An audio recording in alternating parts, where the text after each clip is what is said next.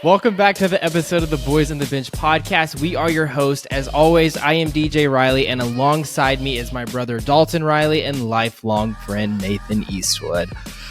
In this, oh boy, Nathan.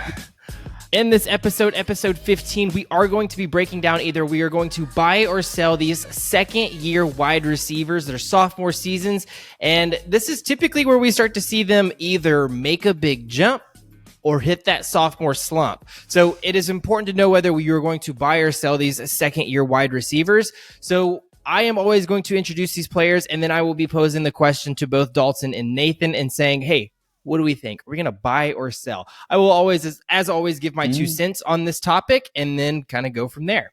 And let's start off with not only maybe the greatest reigning offensive rookie of the year candidate, Garrett Wilson. If we look at where his ADP is at currently, in PPR formats is what we are going to be referring to this whole time. So in the overall PPR drafts, he is going 13th overall, and he is the number 9 wide receiver coming off the board. So Nathan, I'm going to ask you first.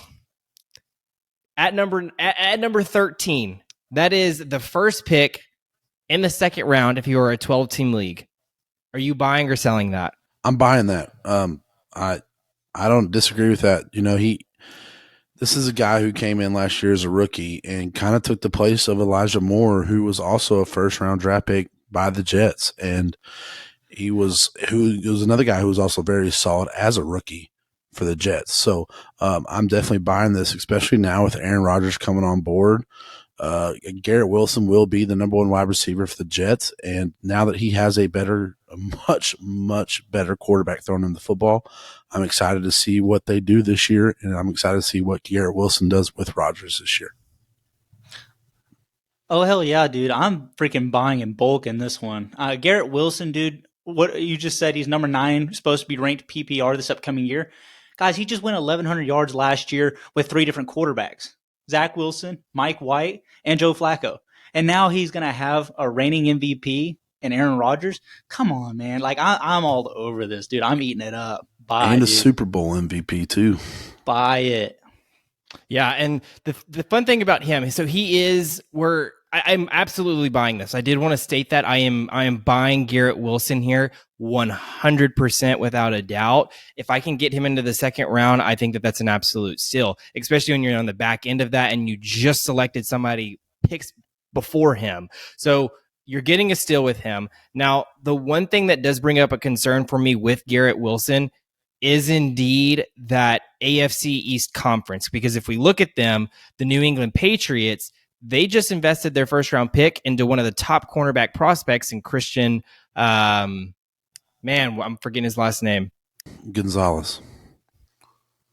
Yes, Gonzalez. So Christian Gonzalez. So they invested their first round pick in him, but then if we look at the Buffalo Bills, they have one of the top cornerbacks in the league in Tre'Davious White, but then also the Miami Dolphins, which is probably going to be that toughest matchup for Garrett Wilson, because not only do they have Xavier Howard, but they also just acquired Jalen Ramsey through a trade in this offseason. So I think that those teams, their primary focus is going to stop Garrett Wilson.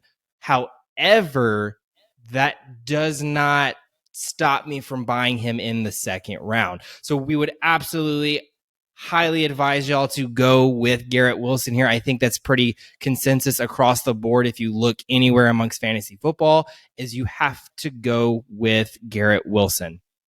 Okay, so that brings us on to our next guy, and that is the New Orleans Saints wide receiver, Chris Olave.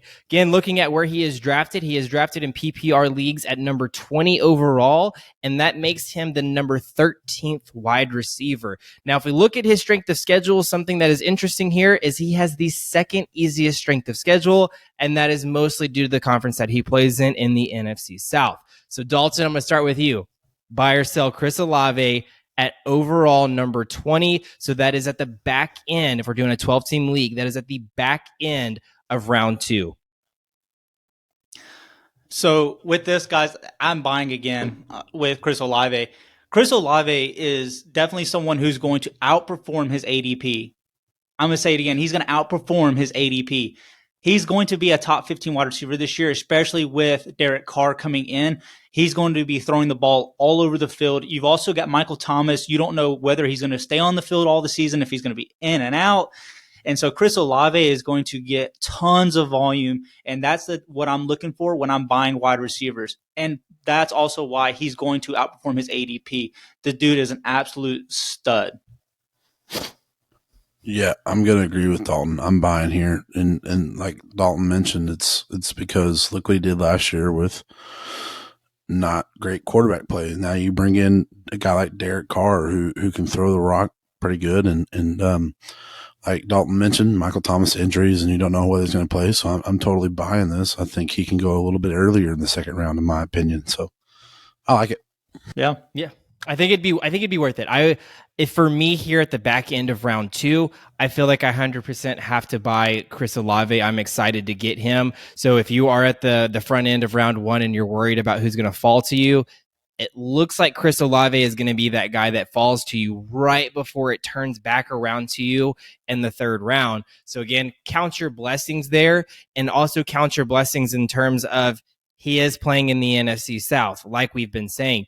Now, the thing that worries me with the NFC South is I think that those are going to be a lot of low-scoring games.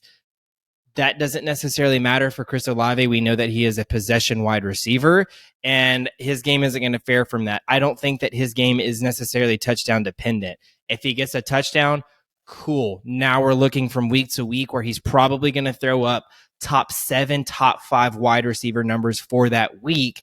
But just off of receptions and yardage alone, you are immediately looking at him potentially doing a top 15 finish, which is, again, whereas he's kind of projected at right now at number 13 overall. Yeah, you're absolutely right. I think in worst case scenarios, he's going to get 6 to 7 targets a game, like worst case, maybe 5. But at the end of the day, this dude's elite company. He's going to perform in your fantasy league. Yeah, I mean, I think if anything, and if we look at like the last offense that Derek Carr was in, I feel like his floor is the Hunter Renfrow style, where there was the Devontae Adams, but that is, I'm saying that is Chris Olave's floor, is a Hunter Renfrow, and Hunter Renfrow he's solid. If he's healthy, he's solid. So I like that. He's going to get a ton of targets, a ton of volume. Yeah, I would put him probably in the same class as Amon-Ra St. Brown. I think they would fit each other pretty well, in tiers, maybe even Jalen Waddle. I think that's kind of what you're getting with this. Yeah, no, 100%. It's, again, a possession. If they get touchdowns, great. I don't know if he throws up 10 touchdowns a year, but so be it. Those are the type of guys that don't need the touchdowns, right? Yeah. All right, moving on to the next guy is my team. Our supposed number 1 wide receiver, but it's kind of up in the air with his fellow Romeo Doubs. But that is Christian Watson, former second-round pick. Right now, he is in PPR leagues going at overall number 40, making him wide receiver 21. And what that breaks down to is wide receiver 40. That is at the beginning of the 4th round. So that would maybe look at being your wide receiver 2, depending on how you draft, or if you went wide receiver heavy, he is going to become your wide receiver 3. Now, if we look at his strength of schedule, it is smack dab in the middle. His wide receiver strength of schedule rank is number 16. Again, smack dab right in the middle. Nathan, I'm going to start off with you on this one. Are we buying or selling? I'm actually going to buy it here because I'm going to be honest. If you can get Christian Watson in the 4th round, to me, that's a steal because you see how well he did at the end of the season with Aaron Rodgers. And I really do believe that Jordan Love's going to come in and kind of rely on him like Rodgers did towards the end of the season. Jordan Love's got to find that guy that he can trust in and believe in to make the play on the big third downs. And I really believe that Christian Watson can be the guy for him. So I really think if you can get him in the 4th round, he's probably is going to be Green Bay's number 1 wide receiver. So if you get him in the 4th round, I think that's honestly a pretty good steal in my opinion. So I'm buying that. Yeah, Nathan's absolutely right. But when it comes to me for buying him, though, I'm going to make sure wherever I buy him has a really good return policy because he is something I'm going to buy, but I'm always hesitant on the fact that, it's not so much Christian Watson I'm worried about. I'm worried about his quarterback. I think Jordan Love has the potential to be a great quarterback or a good quarterback this year. And so, but there's also the possibility that he can struggle with Green Bay. He just doesn't have a whole lot of experience at the elite level yet. So that's kind of what concerns me with Christian Watson. But with being a young quarterback, they are going to find their favorite targets, and I think that can be Christian Watson. So I will buy only in the 4th or 5th round. So, well, especially the 4th round. So I think that's a good place to pick him up. I wouldn't get him any earlier. But yes, I think that he has the potential. He will be the number 1 receiver for Green Bay. Dalton's going to be emailing the commissioner. I want my here's the receipt. I need a return policy. I need insurance. I paid extra. Where is it at? Here's receipt. So I don't know. I think he'll be fine. So yeah. So I mean, it's what stuck out to me when you were talking, Dalton, is the I word as who can be his number 1. And we're talking about Jordan Love. He is a new wide receiver. We don't know who his number 1 is. And that is what worries me. So if we look at the players just behind him, assuming that all of the wide receivers ahead of him have already been drafted, we're looking at DeAndre Hopkins. I know that we are waiting to see where he goes, and then maybe that's going to bump up his ADP just a little bit. But a DeAndre Hopkins, Drake London, Christian Kirk, Terry McLaurin. So those are some people that you may feel a little bit more comfortable with, just because that Christian Watson, it does worry me because he is a burner. He is a burner on the outside. But if you look at what Green Bay has been saying about his fellow wide receiver and Romeo Doubs, it looks like that has been Jordan Love's go-to. It looks like Christian Watson's going to be the outside burner, or he's going to be a touchdown-dependent guy. So if that's what you value as kind of a boom or bust wide receiver week to week, Christian Watson's worth a buy. But if you're looking for someone that's going to be a lot of targets, a lot of possessions, and then again, like that Chris Olave, where it doesn't necessarily need a touchdown, I don't know if Christian Watson's going to be him. I think that that's going to be the other counterpart in Romeo Doubs for that Green Bay offense. So for me, I may look to sell here. I may be looking to grab a tight end somewhere up in here, or maybe a running back, something along those lines. I don't know if I'm sold on Christian Watson. And yes, I am a Green Bay fan. So it does hurt saying that, but that is reality. But it's just because of what Dalton's saying. We don't know who number 1 wide receiver is until the season starts. And unfortunately, you may be on the back end of that. So jumping into the next guy, it is Drake London. So for Drake London in PPR leagues, he is going at an overall of number 43, making him wide receiver number 23. And again, looking at his strength of schedule, he is playing in the NFC South, just like Chris Olave that we mentioned earlier. But instead of Chris Olave having the second easiest strength of schedule, Drake London has the 7th. So, Dalton, I'm going to start with you on this one. Are we buying or are we selling? 43, that is midway through the 4th. Oh, midway through the 4th, I'm going to buy this. I'm going to take a buy on Drake London. He has all the attributes to be an alpha wide receiver for this team. And actually, outside of him, there's really no one other than Kyle Pitts. And so Kyle Pitts, outside of that, I think they got Mac Hollins and Scotty Miller from Tampa Bay. So there's not really a whole lot to compete with. And let's not forget that these two are towers out there with Kyle Pitts and Drake London.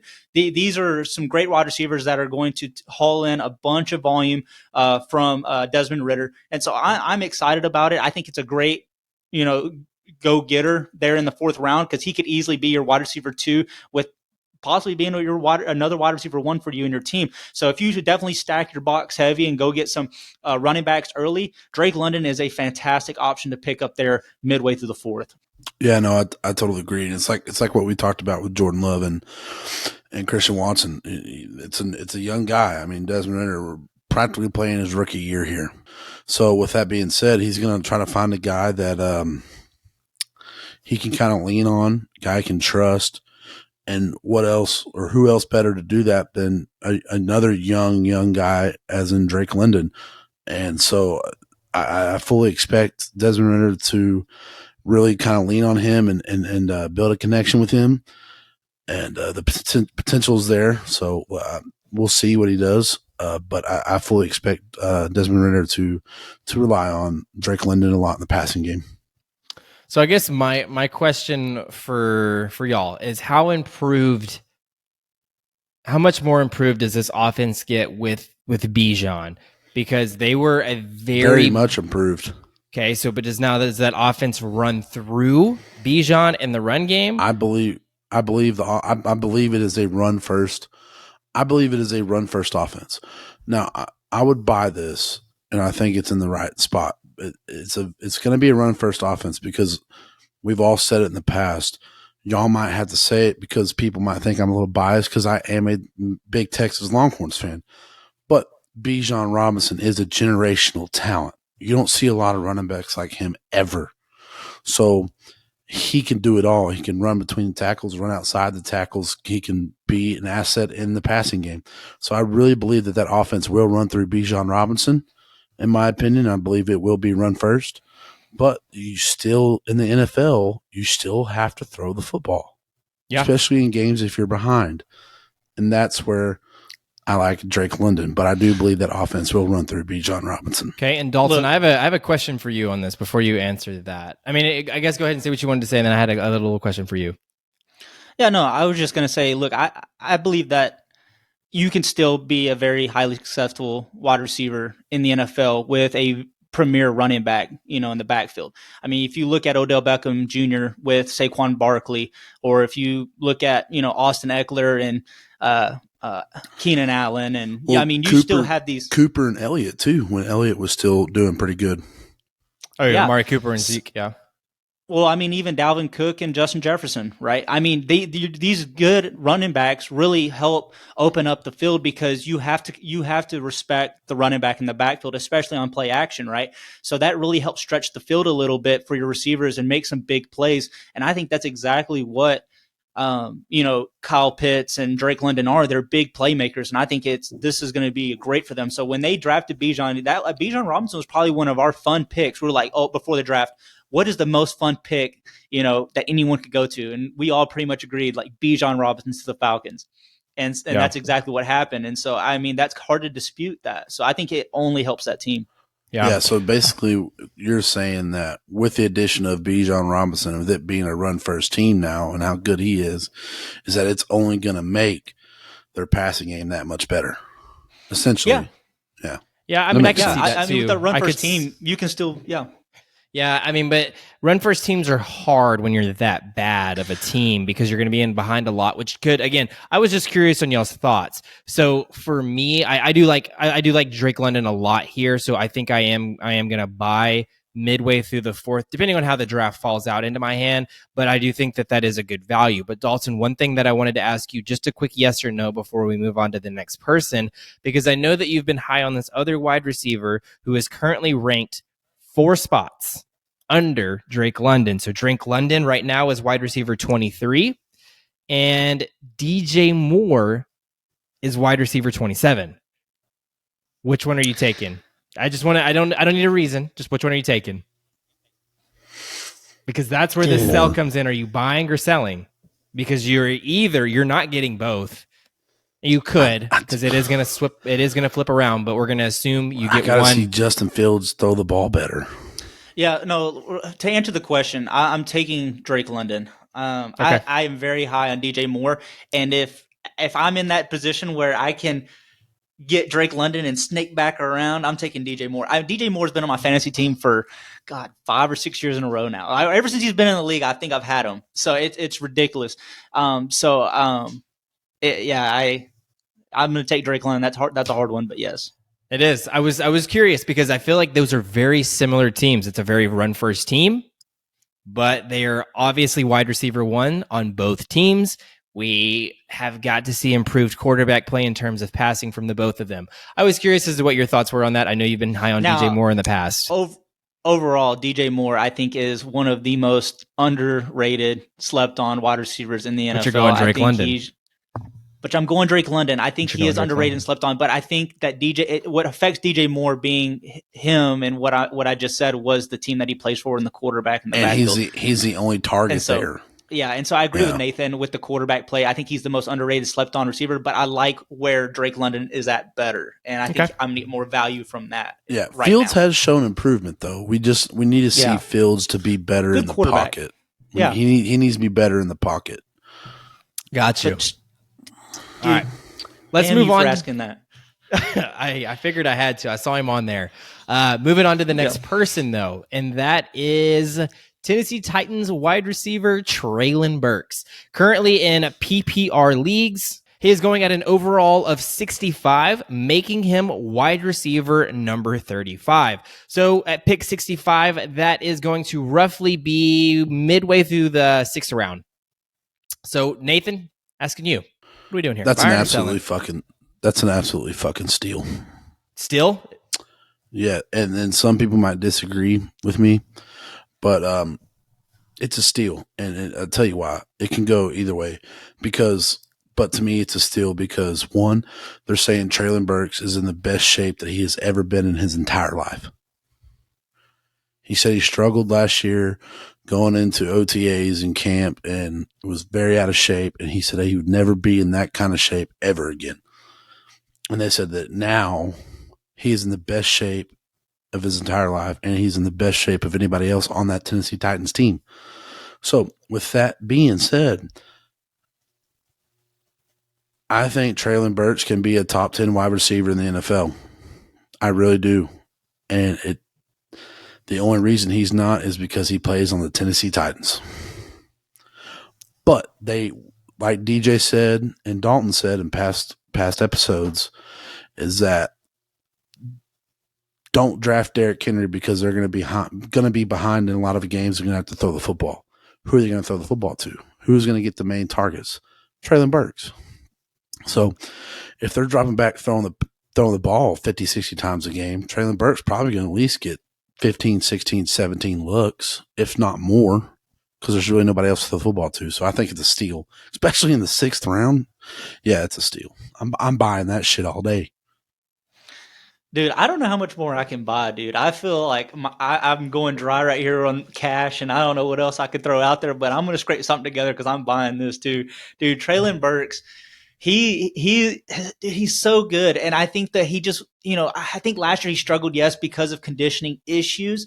But like Nathan said, there's so many good rumors coming out of training camp. Dude, they talked so bad about him last year after I drafted him in last year's dynasty draft, and I was like, crap, what'd I do? They don't just talk high of anyone, right? So there were so many negative reports last year about how out of shape he was and everything. But this year, it's a completely new book, dude. He is sounding phenomenal. I think he's going to be an X factor for this team.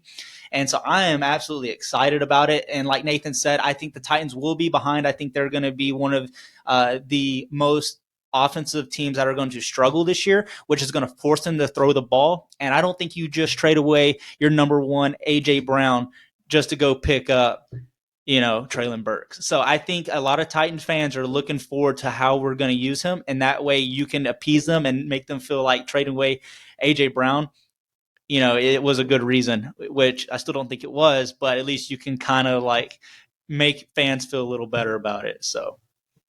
Yeah, see, I think y'all have bought every daggone player on this board. So y'all are wide receiver heavy right now. So good luck with that. Hopefully this is a deep flex league or one of these players get an injury and y'all can kind of slide them in somewhere. Well, it's a good thing that you're our commissioner and it is a deep flex league. It is a deep. Well, this is also a dynasty league, but we're talking in terms of redraft league.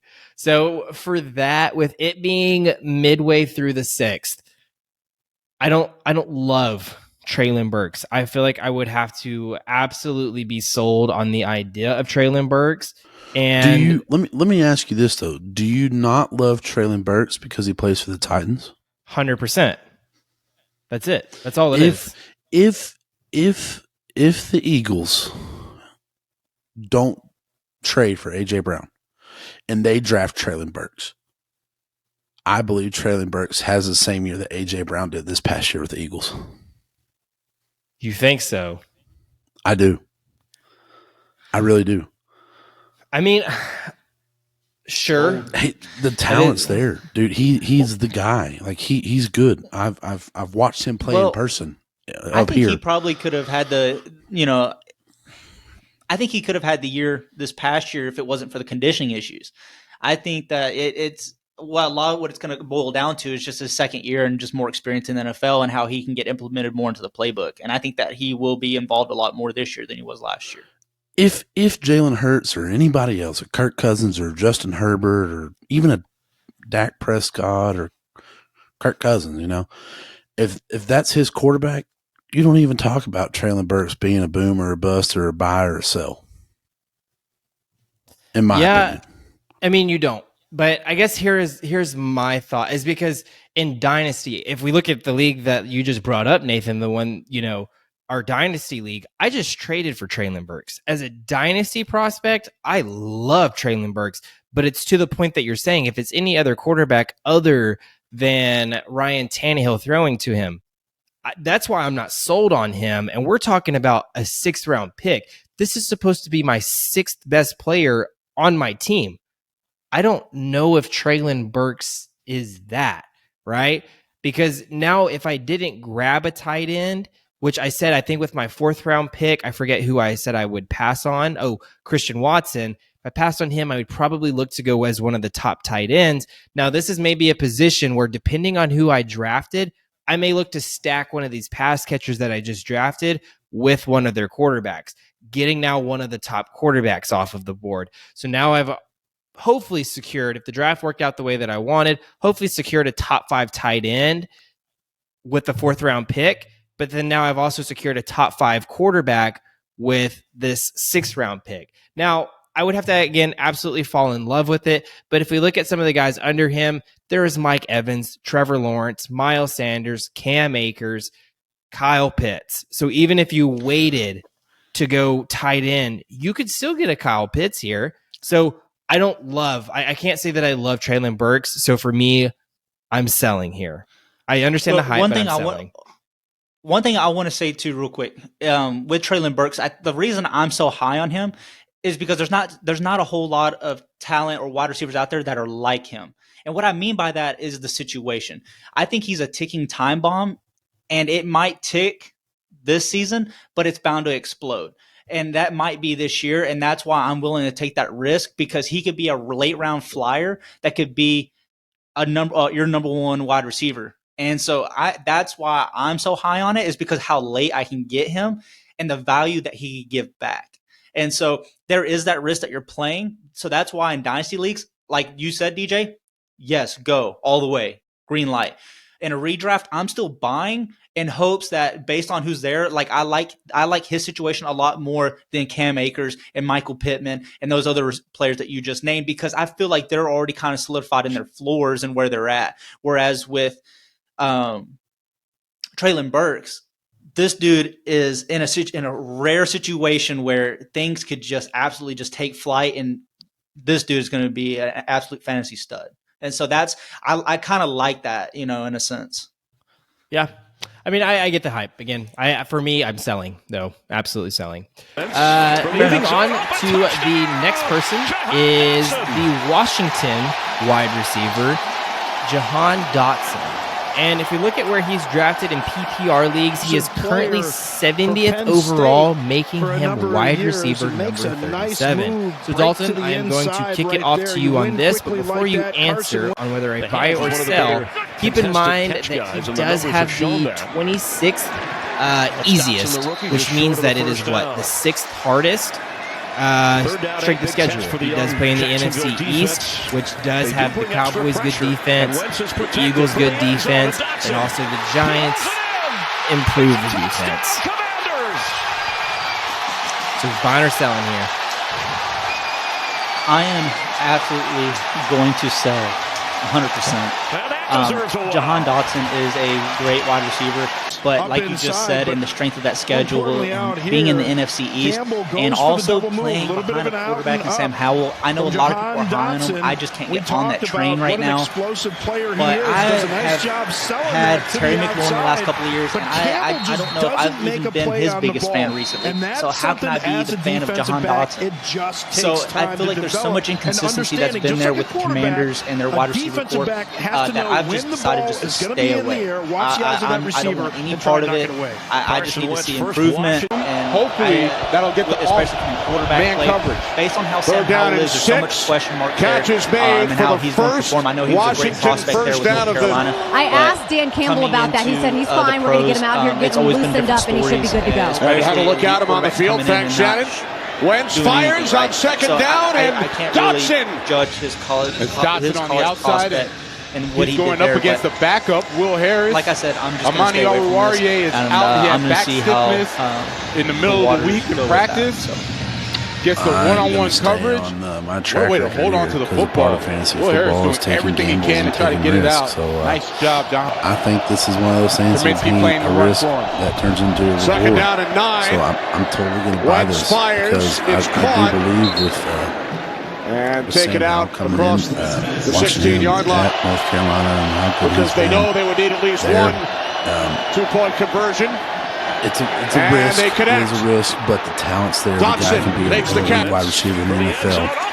But I totally understand where Dalton's coming from because Washington has struggled with quarterback play ever since RG3 got hurt his rookie year. So it's hard to draft a Commanders, I almost said Redskins, a Commanders wide receiver because you can't trust the quarterback who's playing there, and that's fair. But if you like taking risks, draft him, buy in, baby. Because he can be the guy. I think it's a huge risk. I think it's a big risk, and I think it could benefit you, like Nathan said. But I don't know. I think he's capped with Terry McLaurin. I think Terry McLaurin is still going to be that dog there and with the Commanders, and so I don't know how much you get from him. I think he could be a decent wide receiver 3 for you, but we'll see. I mean, so. More importantly, out here, to your point, Nathan, because he is one player of these second-year wide receivers that he could be the difference maker on your team.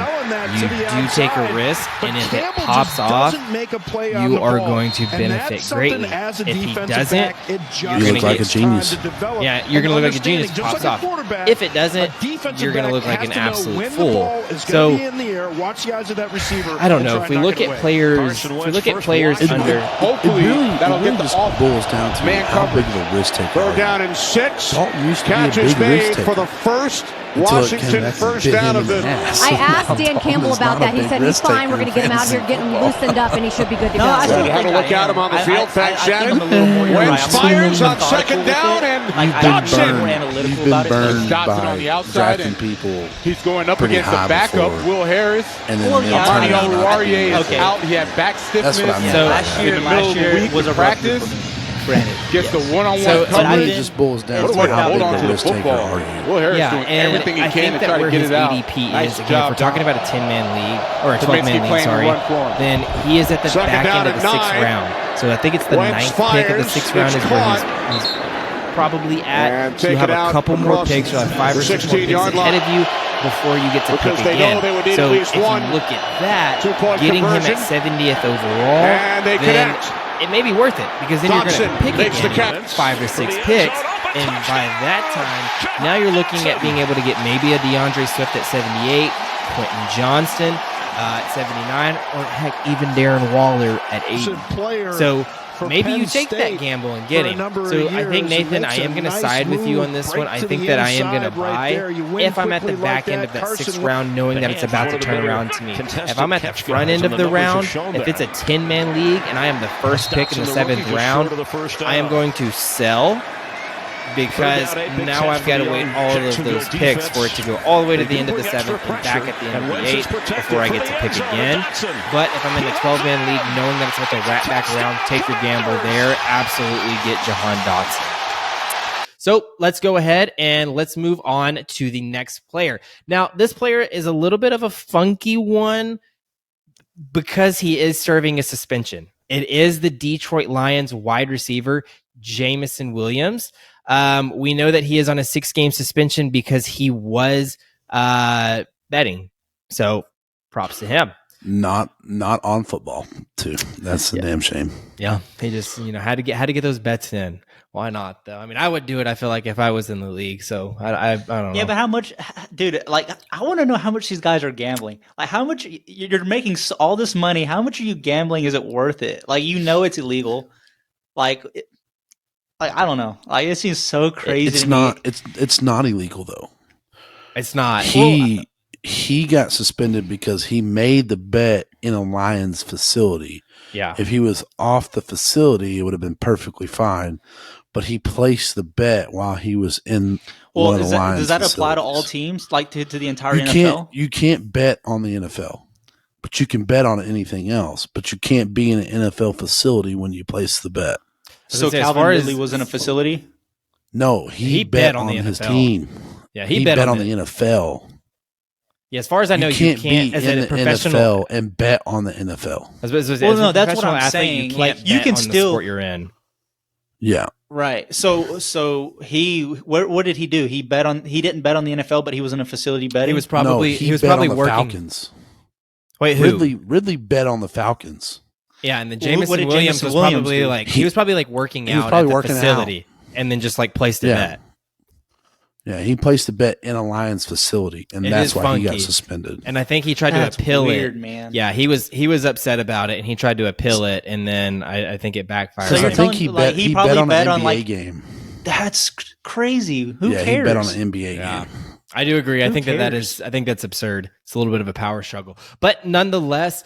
In PPR leagues, he is going at an overall of 102, making him wide receiver number 49.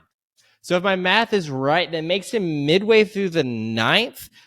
So Nathan, I'm going to kick it off to you here first. Are we buying or are we selling Jameson Williams after a 6-game suspension? He could join a team that is very good or very bad, maybe booking you in the playoffs. We're going to buy or sell here. I'm buying it. Because when he came back from injury last year, he was very productive. He helped that offense out. And when he's back on the field and playing, it helps out Amon-Ra St. Brown. And they're a great 1-2 punch in the wide receiving core. So, yeah, he's out for 6 games. But when he comes back, look for him to be super productive because the Lions really, really like him. They like him a lot. And they used him really well too when he came back. So look for him to come back after a 6-game suspension, eager and ready to play football and ready to finally showcase what he can fully do. So I'm excited to see I'm excited. So I'm buying it. I don't know. I don't know what Nathan was saying. I don't know if he was that much productive when he came back. I think last year it was he came back, but I think he averaged 2 to maybe 3 catches a game.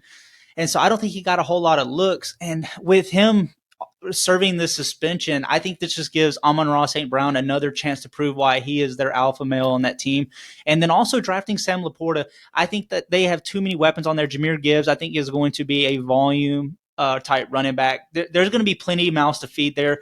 Even when Jameson Williams come back, I think he will absolutely help that team succeed. But there's no need. I don't see why you would draft him other than having to fill a bench spot. So I'm going to sell him. But I think he's a great flex to have in bye week standards. But I am just not going to jump on that train and draft him early or try to chase him. I might let others get him, and I might take the value that's around him.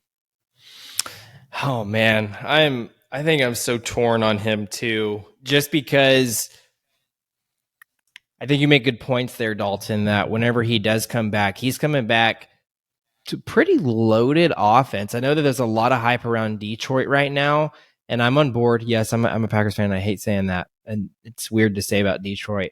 But they do have a pretty loaded offense, So I think that he is going to have to compete for targets. But they did trust him. They spent a high draft pick on him. So I feel like as a GM, you've almost got to find a way to get him involved. Now, that is Dan Campbell's offense, and Dan Campbell, I feel like, calls all of the shots. But if we look at some players drafted under him, it's Allen Lazard, who is arguably wide receiver 2. And I think that he's going to get a pretty good target share with Aaron Rodgers in New York. Also, Kirk Cousins, Alvin Kamara, OBJ, and Pat Freiermuth. So there are plenty of options under him. But again, I think it's very similar to the Jahan Dotson situation, is that whenever Jameson Williams comes back, he may very well be a game changer and someone that's a consistent starter on your team. Because if we look a season ago, Jared Goff was a top 10 quarterback in fantasy. So he has all the means to repeat that effort, and his wide receivers are going to benefit greatly from that. So I don't know. Ultimately, I would say that I'm going to sell But I think depending on how my draft comes out, if I'm not very wide receiver heavy or if my team is pretty well rounded out, I would feel comfortable going Jameson Williams. So I wouldn't pick again for probably another 12 picks. This is in the middle of the round. So you would have to look at that. Look who's maybe 12 picks, the 10 to 15 range, who is in there that you were possibly going to be projected to get. And if it's worth it, absolutely. Take the gamble because you know that come week 7 and from that time on, it's going to be well worth it. But nonetheless, let's go ahead and move on to our next player.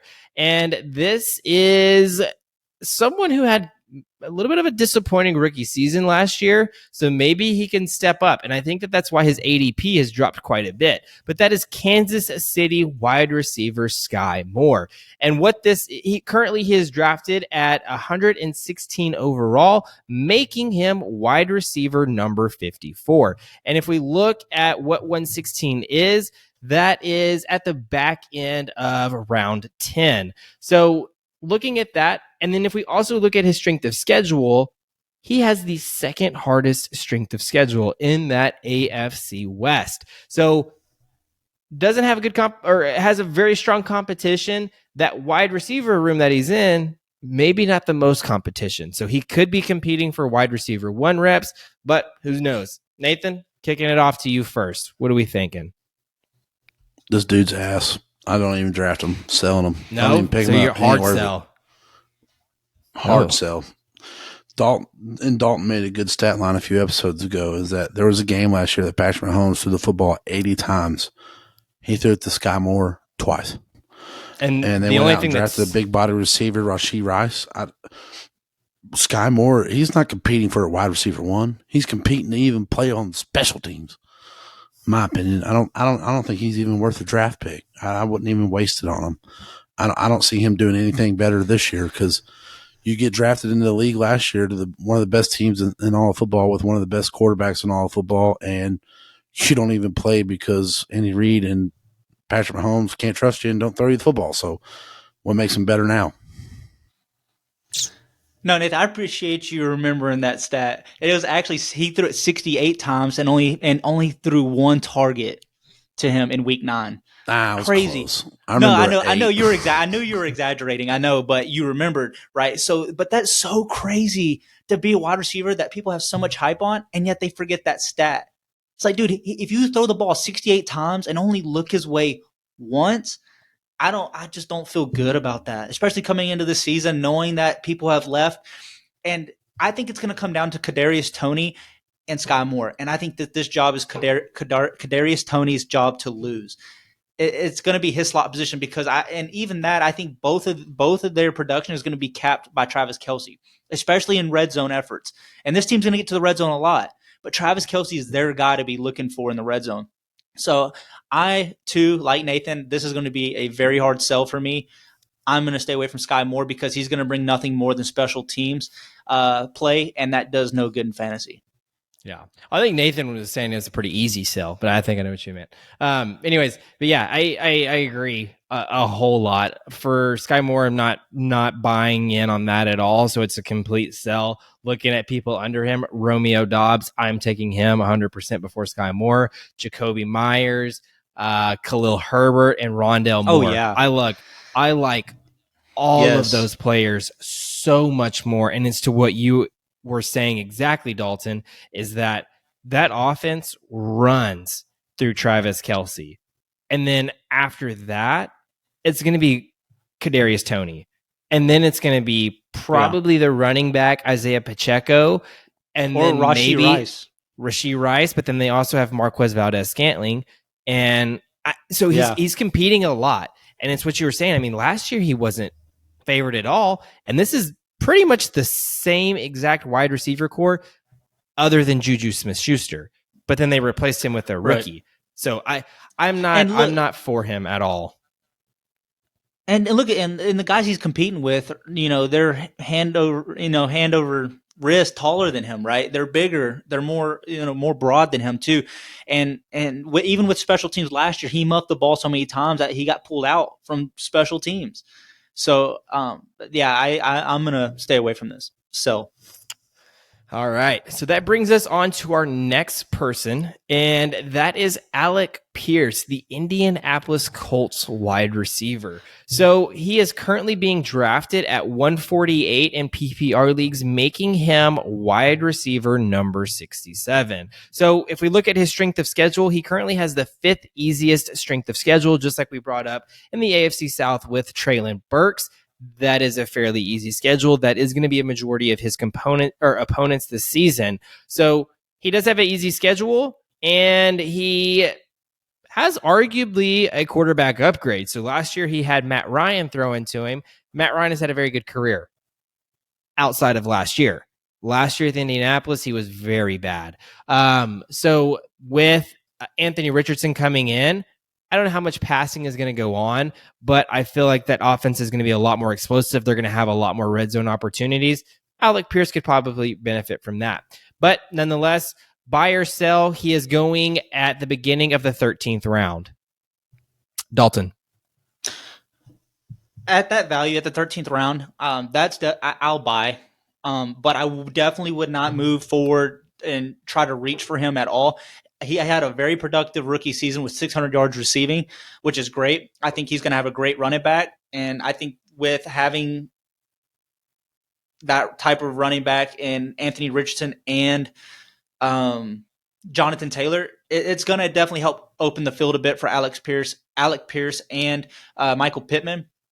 The only thing that concerns me with Alec Pierce is that he only had 4 games last year where he had more than 9 or 10 fantasy points.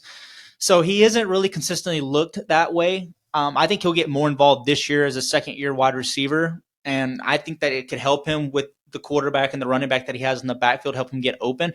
And he could very well compete with Michael Pittman and possibly surpass him as the number 1 wide receiver there in Indianapolis. Now, that's a hot topic for me. I don't know how realistic that is, but I think it's definitely in the realm of possibilities. So in the 13th round, yeah, I'd buy. Okay.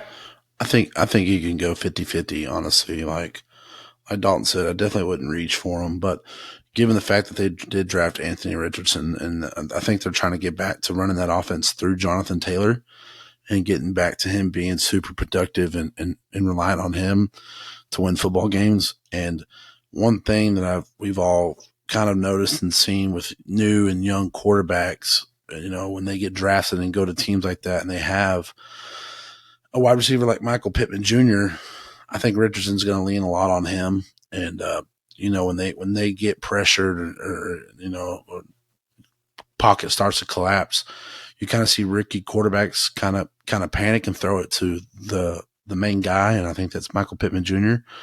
But I think the Colts are trying to go back to being a heavy run first offense in Jonathan Taylor. So, I mean, I don't know if I'd buy or sell. Like you said, DJ, with other picks, it depends on how my draft's playing out. So definitely wouldn't reach for them, but it depends on how the draft's going. So Nathan, you say possibly he's more like window shopping?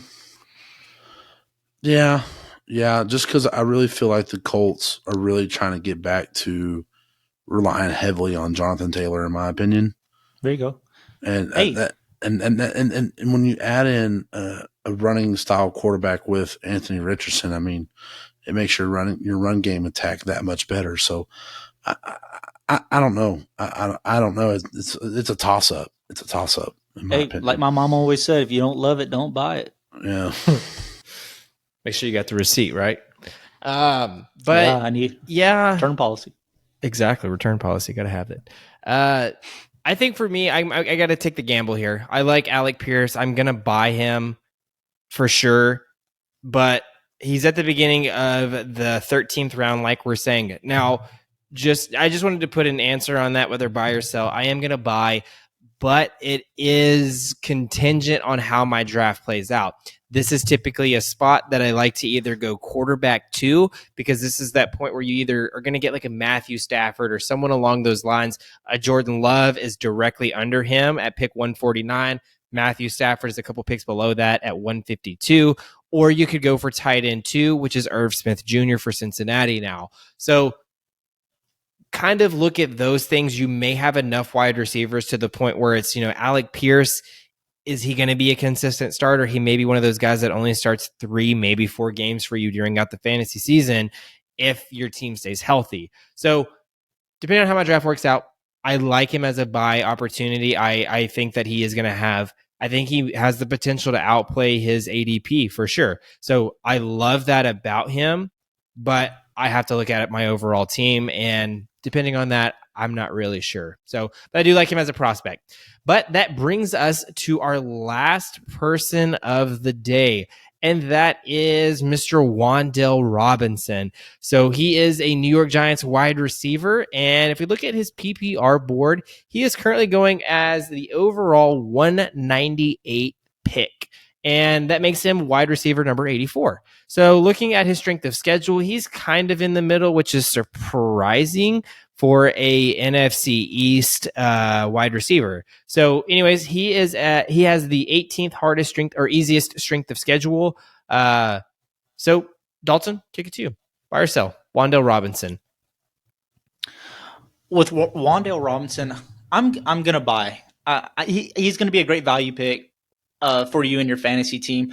There's not a whole lot of competition there with the Giants, and as long as anyone on that team can separate themselves from a defender, you'll be good on that team. Now, there is the strength of schedule there. Being in the NFC East again is a very tough decision, a very tough division to play in. But regardless of that, as long as you're getting targets, there's value. And I like volume. And I think Wan'Dale Robinson could get that volume, especially, like I said, I love wide receivers that have good running backs on their teams and Saquon Barkley to kind of help with the play action and things like that. You also have Danny Dimes, who is actually getting better and better by the year. And so I'm really become a huge fan of him. And so I think that this could be a great offense eventually one day. I think they're still growing, and I think Wan'Dale Robinson is going to be a part of that rebuild. And I'm excited about it. I will definitely buy. I think I'm kind of tossed up in the air here. You know, I'm going to disagree with Dalton on the fact that he said there's not really room for competition. I'm going to disagree with that. They brought in Darren Waller, and the only thing that I struggle, and then they got Paris Campbell from the Colts, and they really like Paris Campbell from all the stuff that I'm reading. So the competition, I mean, it's a wide receiver room that's starting to get a little crowded, and it's getting better. But you know, if you go back and you watch the Giants play, Daniel Jones is getting much, much better as a quarterback in the NFL, but he hasn't really found a go-to target. He doesn't have a go-to guy. He just throws it to whoever's open.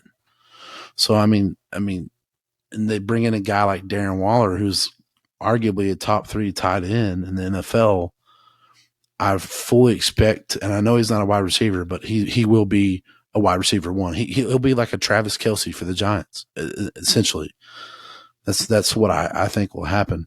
And I just need to see, when I talk about drafting a Giants wide receiver, I need to see consistency on that person getting looks and targets. And it's nothing against Daniel Jones, because he does what works best for the Giants, and that's just finding the open receiver. Doesn't matter who it is. And we saw that through the playoffs, but he doesn't have a set go-to wide receiver number one. He just throws it to whoever's open. Yeah, and what's crazy for me is none of these Giants wide receivers are getting any respect. And I think that's where you're at, Nathan, is, and I think all of us kind of agree on that. We don't know who the number 1 wide receiver is, because in the next spot above Wan'Dale Robinson is Darius Slayton. And then a couple picks ahead of him at 192, Jalen Hyatt. So I'm pretty sure if I were to keep looking somewhere around that line, we would see the Paris Campbell, whether that's up or down, I don't know, but it's somewhere along those lines. All of these Giants wide receivers are going late. Yeah, and it's not like a respect thing. It's just Daniel Jones is good at using everybody. Yeah. That's like he's good. Like, he goes through every single option that he has, and he's just good at spreading the field and using everybody. So I mean that's why, like, you see Giants wide receivers going like, will that change with the addition of Darren Waller? Probably, because we all know he's a great tight end, but Daniel Jones is just a really good quarterback at using every tool that's given to him, and he does it well. Yeah, and I think too, what I like about that too, like what you were saying, Darren Waller is being on that team can eat into some of that value for Wan'Dale Robinson. But one thing too I'd like to mention is that Wan'Dale Robinson, I think, coming off an ACL injury too is a little concerning, and I don't like drafting guys that have injuries. But Wan'Dale Robinson, it can be a utility player. I think they can use him all over the field. He can be used as a scat back or, quick out of the backfield, or he could be used in the slot very well. I think he's a very good gadget player, and which is what I think the New York Giants have been missing for a little while. And I think that he could be, that's a risk worth taking for me. But you're right, there are some mouths to feed there. But I still think outside of Darren Waller, I think as long as there's separation, you can get open. I think, like you said, Daniel Jones is really good at hitting guys that are just open, even if no matter who that is. But I think Wan'Dale Robinson could be that guy that gets open consistently. Yeah, it's just I respect the receivers. It's just Daniel Jones is just good at using every tool he has. Yeah, to your point, they had a gadget player a couple of years ago in Kadarius Toney, but then they traded him away because he couldn't stay healthy. So I think that they went Kadarius Toney or Tony, whatever, the year before, and then they drafted Wan'Dale Robinson the year after because Kadarius Toney was not staying healthy, and then sure enough, that same season he got injured again. And I think that same season he got traded. So they're looking for that gadget player in Wan'Dale Robinson at 198 that makes him fall into midway through the 17th. So I think that Wan'Dale Robinson, like we're saying, is a gadget player, has the opportunity to fall in at a top 20 wide receiver 4 to 5 weeks out of the season. He's going to be a boomer bust every single freaking week. Do you like that value in the 17th round? I like it. So for me, I'm going to buy it. At the 17th round, someone that has a potential maybe 3, 4, 5 weeks out of the season to have potentially a top 20 finish, I will take that gamble. Now, is he an everyday, every week starter for me? No, not starting the season at least. Maybe we'll see how it pans out, but definitely not starting the season. So I like the gamble there with the boomer or the bust because I think that he has all of the talent in the world to be the number one wide receiver there. We don't know who it's going to be. And if Wan'Dale Robinson is him, could you imagine getting him at basically pick 200 in the 17th round? Yeah. He's gonna absolutely outperform his ADP, and that could be the still the draft, the thing that puts you in the fantasy championships. So I don't know. Yeah, I think he could be put in the same ballpark as like Cordell Patterson. If they use Wan'Dale Robinson the way I think they should use him, if they use him that way, he could be your guy that scores you 20, 25 points one week, but then scores you zilch the next. I think that's kind of what we're looking at here. He's not going to be a consistent type fantasy player, but on a bye week, you throw him in, he throws you up 30 points. That could be a make or break for you that week. So I think in the 17th round, that's a good pick. I'll take another Cordell Patterson. Well, that was a good conversation, boys. I like that. So, anyways, that concludes this part of our episode. Thank y'all so much for listening up into this point. So now we are going to jump into a fan favorite, which is called Bench Banter. And if you are new to this channel, what Bench Banter is, it's basically a trivia style game where Nathan is the dealer. It works pretty similar to what Blackjack is in the casinos, where me and Dalton are kind of working as a team. And we are going to basically be trying to beat the dealer. That's all we care about is if we beat the dealer, we all win.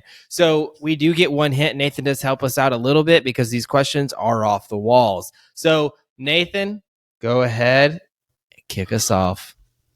This week might be a little different because the questions I have for y'all can seem very, very easy, but can be very difficult. And it's really hard to give a hint on some of these questions. All these questions. I just explain the rules, dude. It. Do not listen question to the number rules? 1. Which Jets wide receiver holds the record for most receiving yards in a single season?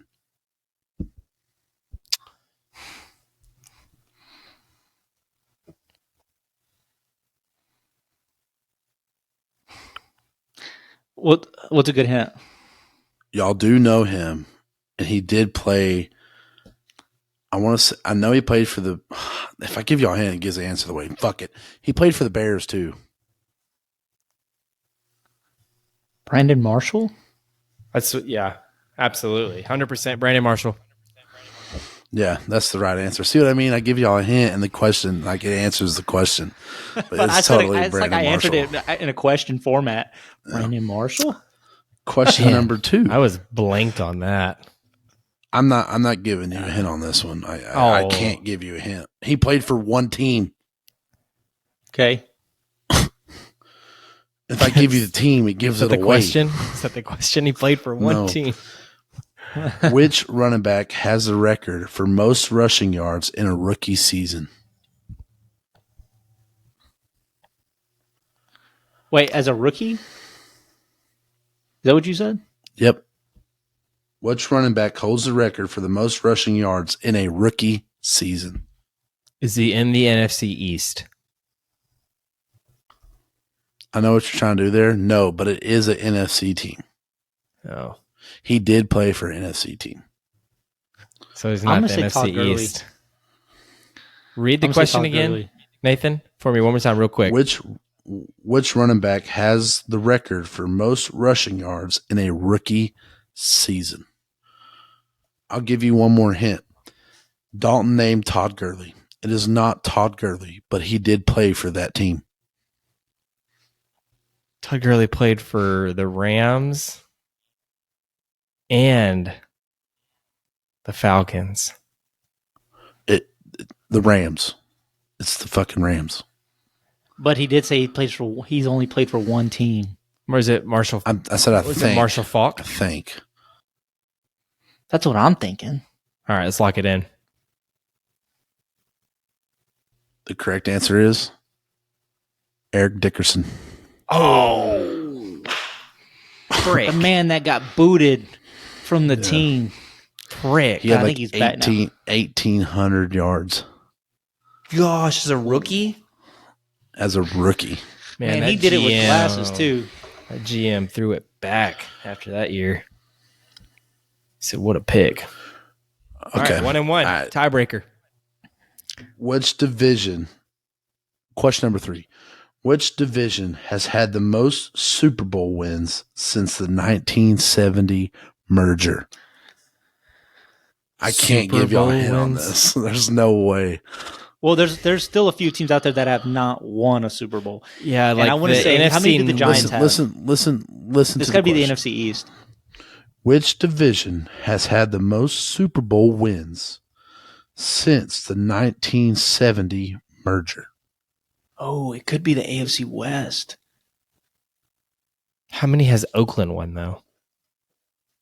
Like I don't 2? know, but freaking Kansas City's ripping them out, and Denver has 2, I think, or 3. And then Oakland has maybe 1 or 2.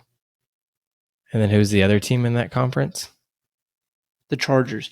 So, do they have any? I don't know. Because like the NFC North with like Green Bay and Chicago, there's also Detroit 0, and then Minnesota. Maybe I can't remember if they have any Super Bowls or not. So, but the Detroit at 0 worries me. Well, look, you've got the Cowboys; they've won a bunch. The Giants Eagles. have won. The Eagles have won. The Commanders maybe 1, 2. That's a good one. The NFC East. Okay, let's go. I'll go NFC East. I also liked the AFC West, Dalton.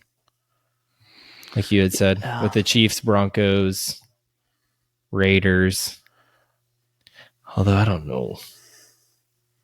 What about the AFC North with Bengals? I was just about to Baltimore. say, I'm fucking leaving. Brady won 7 by him fucking self. Yeah, but how many? That's the AFC East true. too. Yeah, but Bills haven't won any. Yeah, but the Bills haven't won any. Maybe Dolphins. 1 or 2. The Dolphins, yeah. I don't know. Well, Dolphins. Honestly, I like the AFC East. I'm going to go NFC East. Do you think it's AFC East or AFC West? Lock it in. NFC East for me. Am I right, Nathan? I need Dalton to say something. What about the NFC West, though, dude? No. Like the 49ers, the Seahawks. Who else? Cardinals and Rams? You better hurry up and pick one. So. Oh, and that's a good one, too. All right, I'm going AFC West. DJ? I'm still going NFC East. The correct answer is the NFC East with 12 Super Bowls since 1970. Nathan, just toot your freaking horn. We'll toot ours too because we got the dub, but you could toot your little you Cowboys lost last horn. week, though. It's okay. Well, we won this week. It's all about the current. Okay, don't live in the past. Yeah, let it go. I really thought that y'all would get the Eric Dickerson one. Man, Dude, I think I said Marshall Falk. And that was hard. Tunnel vision on him. Yeah. I got Marshall Falk a couple episodes ago. I got Marshall Falk. So I was like, there's no way he could be 2 times in a row, but maybe it's a trick question and Nathan's just giving it. He's looking at MarshallFalk.com. Marshall Falk is a good answer. Zeke is third on that list. With Zeke is third on that list. He had 1,500. Good gracious. Yeah. But Eric Dickerson had 1,800 rushing yards his rookie season. Wow. Well, it is what it is. Yep. That brings us to the conclusion of this episode number 15. Guys, thank y'all so much for the support and all of the likes, comments, and views. We do very much appreciate it, and it is helping our new channel grow so much. But as always, if you still wanted to show us more support, you can get connected through our website where we are posting all of our links to our social medias on Twitter, TikTok, everything like that. We are also on there. We give you links to our YouTube, which if you're not watching it here, if you are listening on Spotify or Apple Podcasts, we have all of that connected through you. So go to boysonthebench.com and you can get connected through everything. But nonetheless, that is the final of this episode, and we will see y'all next time. Yep. Come on. Come join us. Come ride the pine with us, boys and girls. See y'all later. See ya.